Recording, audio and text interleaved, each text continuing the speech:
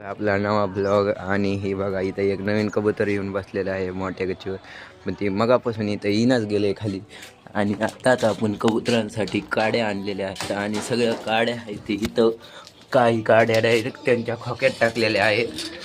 आणि हे बघा आता आता ते वरची महादे अंड्यावर आलेले आहे म्हणून त्याच्या बी ह्याच्यात खोक्यात टाकलेले आहेत. म्हणजे काड्या टाकलेल्या आहेत. आणखीन कुणाकडे 2 महाद्या असतील तर सांगा. 2 नर माझ्याकडे शिल्लक आहेत.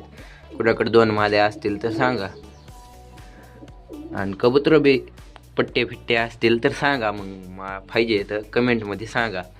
आणि आज तुम्हाला जर ब्लॉग आवडत असेल तर मला सबस्क्राईब करा आणि लाईक करा. व्हिडिओला मला सपोर्ट मिळत आहे.